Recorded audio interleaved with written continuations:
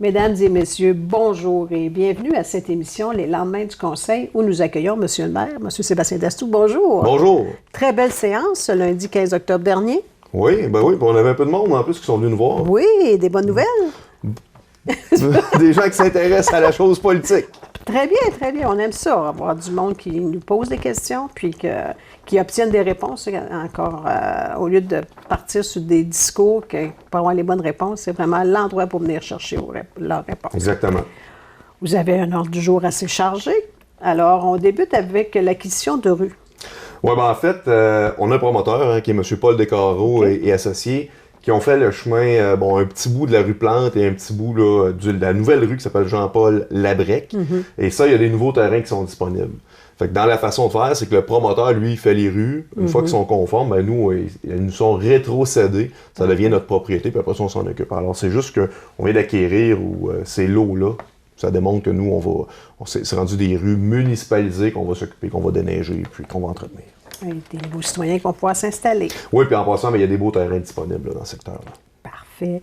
On parle de formation des pompiers. On sait qu'on a une brigade qui est active et qui a besoin d'être à jour régulièrement.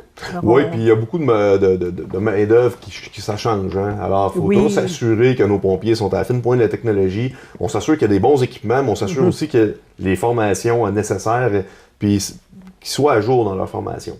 On parle d'une formation là, pour 8 pompiers P1 plus les 3 officiers, mais c'est une subvention, alors c'est de quoi qui est récurrent, qui revient chaque année. Au niveau du centre d'exposition, il y avait plusieurs points qui touchaient le centre d'exposition. Bien, en fait, c'est une demande d'agrément au niveau de la culture et des communications. Le but de ça, c'est que notre centre d'exposition obtienne le statut d'institution muséologue. C'est un peu complexe, mais dans toutes nos politiques, il faut qu'elles soient à jour à tous les 5 ans. Et là, on avait des politiques qui dataient de 97, il y en a d'autres qui dataient de 90. Alors, c'est juste qu'on est venu dire, oui, nos politiques ont été révisées, nos politiques sont correctes, on les a réadoptées pour pouvoir les mettre à jour là, en date d'hier. Très bien. Au niveau de la maison de la culture, vous avez procédé aussi à l'engagement d'une préposée à la bibliothèque? Oui, c'est Martine Mercier, qui était déjà à l'emploi de la Ville-Lamosse depuis le 13 novembre 2017, là, qui obtient le poste. OK. Coalition canadienne des municipalités contre le racisme et la discrimination. Valor est déjà dans cette coalition-là. Il n'y a pas beaucoup de villes. Il y en a quelques-unes au Canada. Nous autres, on trouvait que c'est tout indiqué là, de le devenir. C'est contre le racisme et la discrimination. Vous savez, on est proche du village algonquin de Picogan. C'est une recommandation de l'UMQ, l'Union des municipalités du Québec, mais aussi de l'UNESCO. Vous savez, on a des projets comme le parc de ressources hydriques qui s'en viennent. Quand on veut avoir des subventions, des fois, c'est juste de traduire un texte ou de convoquer des communautés spécifiques là, pour un lancement de projet, ces choses comme ça. C'est pas très contraignant, puis ça démontre là, qu'on pense qu'on pense au racisme et à la discrimination, puis que nous, on n'est pas pour ça. Là. Très bien. On parle de réaménagement au deuxième étage du garage municipal pour aménager des nouveaux locaux. Oui, ça fait longtemps qu'on en parle. Hein. Le haut du garage municipal aux travaux publics, il y a déjà des bureaux. Ça fait longtemps qu'ils n'ont pas été utilisés. Les planchers sont à refaire, les cloisons sont à réparer, il y a de la peinture. Tout ce qui est climatisation est dû. On a besoin d'un escalier probablement intérieur. On veut faire les travaux à l'interne, par attrition, tranquillement, pas vite, mais il y a des choses qu'on n'aura pas le choix de faire.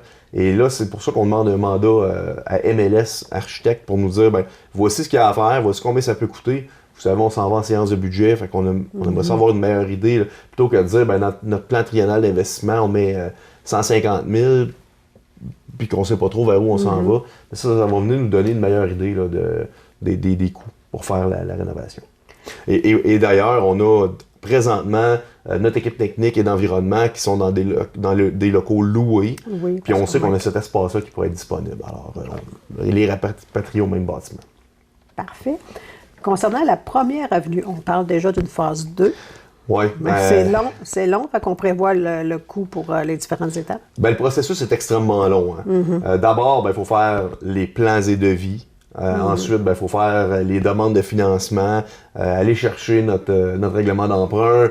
aller en appel d'offres pour trouver l'entrepreneur qui va faire les travaux. On veut pas manquer notre coup, on va être prêt d'avance. Fait que là, déjà qu'on trouve qu'on commence à être un peu tard. En tout cas, on n'est pas tard, là, mais on est mieux d'avance. Alors, tout de suite, en octobre, on donne le mandat pour faire la phase 2, qui se trouve à être de la caisse jusqu'à l'imprimerie Aricana. Et je vous le dis tout de suite, là, en janvier, on va faire la même chose, mais pour la phase 3. Fait comme ça, on aura vraiment tout le portrait avec tous les documents. Puis si jamais on a une brèche dans une subvention ou si jamais on peut donner le contrat pour faire les 2 phases en même temps, sur 2 ans ou sur 3 ans, ben on le fera pour essayer de diminuer les coûts et essayer d'enlever la pression là, sur... Puis la phase 3, c'est laquelle? C'est du pont jusqu'au AEW, du côté ouest. Toujours sur la première avenue, vous avez procédé à l'achat d'un logiciel? Oui, bon, fait longtemps qu'on en parle. Là, les parcomètres ne seront pas réinstallés. Alors, au fur et à mesure qu'on enlève les parcomètres, on veut les éliminer. C'est sûr que ça va demander une façon logique différente de s'assurer que les gens ne pourront pas rester dans les cases de stationnement trop longtemps. Présentement, on cible une durée de 2 heures, c'est pas coulé dans le béton, mais le logiciel va nous permettre, avec une espèce de détecteur, de voir les plaques d'immatriculation, puis de savoir géolocalisement parlant si le véhicule, ça fait 2 heures qu'il est là ou non. Ah, okay. Et ça, c'est infaillible. On est en train de travailler sur la façon que ça va fonctionner, mais ça nous prend le logiciel pour pouvoir continuer là, de faire nos tests. Parfait. On va avoir l'occasion d'en reparler de toute façon, puisque c'est dans les prochaines semaines. C'est un grand changement. Hein? Il va falloir s'adapter à ça. Les gens n'auront plus besoin de mettre de 25 sous. Ça va changer la façon de procéder, l'opération, tout ça. Ça va être différent. Mais c'est pour le bien des commerçants, pour le bien du centre-ville. Ce qu'on veut, c'est créer un mouvement. On veut dire aux gens, hey, allez-y au centre-ville, ça coûte rien, vous avez un 2 heures de gratuit, allez consommer dans les commerces, plutôt que d'arriver et de dire, ah, faut encore que je mette un 25 cents, ou je vais peut-être pogner une étiquette là, parce que j'ai pas mes 25 sous. Okay. Mais là, ça va être juste si vous avez dépassé votre... Non, il ne faudra pas dépasser le temps, là, parce que c'est sûr que l'amende va être... Oui, parce que c'est un peu la problématique, ce qu'on disait dans d'autres dossiers, que si les personnes n'ont pas de stationnement, il ne faut pas qu'ils passent la journée là non plus. Fait que c'est pour le roulement des commerces que vous faites ça. Dans le cadre du programme Primo, vous avez fait des demandes d'aide financière? Oui, on a des refoulements d'égouts. Puis ces 2 endroits, la rue Trudel et la 5e avenue S, ça reste dans le temps. Là. On a refait la 5e avenue S, on a encore des problématiques. La problématique, elle a changé un peu. On a fait une bonne évaluation des besoins. Primo, c'est un programme qui vient nous aider au niveau des canalisations. C'est pas pour de l'asphalte, c'est pas pour des trottoirs, c'est vraiment pour les infrastructures souterraines. C'est 2 projets. Un projet qui est estimé à 150 000, l'autre à peu près à 500 000 $. Alors, si on est capable d'aller chercher l'argent dans Primo, c'est des projets qu'on pourra réaliser plus rapidement que prévu. Au niveau de l'aéroport, vous avez également donné un mandat. Oui, l'aéroport, vous savez, il y a quelques années, on a refait la piste, ça a coûté 3,4 millions, on a mis beaucoup de sous. On a augmenté beaucoup l'achalandage de l'aéroport. Maintenant, si on veut continuer d'augmenter l'achalandage, il faut être en mesure de déglacer les ailes. Et ça prend des espèces de spray au glycol. OK. Puis, ce qu'on souhaite, c'est récupérer le glycol pour ne pas l'envoyer là, sur l'escale. Sur l'escale, parfait. Alors, on envisage une dalle de béton de récupération avec un drain. Ça, c'est dans nos idées, mais on voudrait avoir une meilleure évaluation technique de ce que ça prend, combien ça pourrait coûter, puis où on pourrait l'installer. Très bien. Une adoption d'une politique régissant l'alcool et les drogues en milieu de travail. J'imagine que ça fait référence à la nouvelle loi. Le cannabis devient légal sous toute forme, ces formes de consommation à partir du 17. On a déjà une politique qui régit drogue et alcool, mais il n'était pas spécifié dans notre politique qu'est-ce qu'on faisait avec le cannabis consommé sous toutes ses formes. On s'entend là, que drogue a une connotation illégale, cannabis ne sera plus illégal, alors on a décidé de le sortir des drogues puis de le rajouter dans le texte, tout simplement. Là, on parle d'une politique pour les employés. Oui, c'est la politique à l'interne des employés, dans nos bâtiments. Concernant le Salon du Livre en 2019, est-ce qu'il va être à Moisson? Oui, c'est notre tour d'avoir le Salon du Livre en 2019. C'est 60 000 notre part qu'on met là-dedans. On va le décaisser en 2 chèques. Là. Un de 45 000 dès cette année, le 20 décembre, puis un autre le 15 mars 2019 de 15 000 $. Donc, on a une équipe qui travaille fort pour nous offrir un salon à la hauteur de nos attentes. C'est toujours une belle, grande activité, ça attire beaucoup de monde, puis en plus, c'est une rotation. Fait que quand on l'a à Amos, on est bien fiers. Alors, ça faisait le tour de la séance du Conseil du 15 octobre dernier. On voulait continuer avec une séance d'information que vous organisez cette semaine. Oui, bien, cette semaine, on fait une consultation. Consultation, information, démystification. En fait, ce qu'on veut, c'est que si vous avez l'intention de parler de cannabis, si vous êtes inquiet ou si vous n'êtes pas du tout inquiet, ben venez nous voir. C'est jeudi à 19h. 19h, c'est au Théâtre des Escales. Au Théâtre des Escales. Donc, je sais que ça va être sous forme, la première partie, une conférence avec une sommité dans la matière de drogue. Et ensuite, il y aura une période de questions par rapport à cette conférence-là. Ensuite, vous allez parler de la réglementation envisagée par la Ville. Et il y aura aussi une période de questions. Donc, on veut connaître l'opinion des gens là-dessus. Et cette séance d'information-là va être diffusée directement sur notre page Facebook.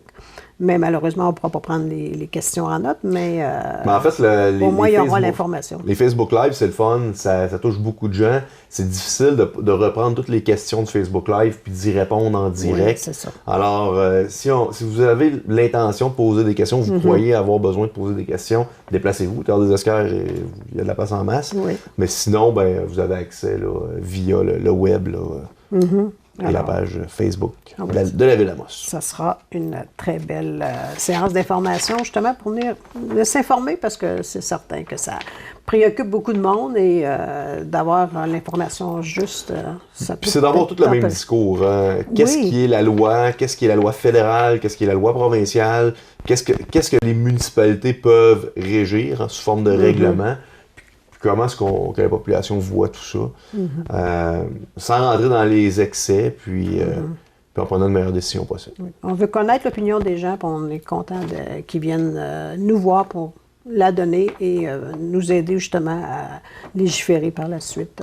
C'est ça. Alors, on va être là jeudi à 19h au Théâtre des Escales.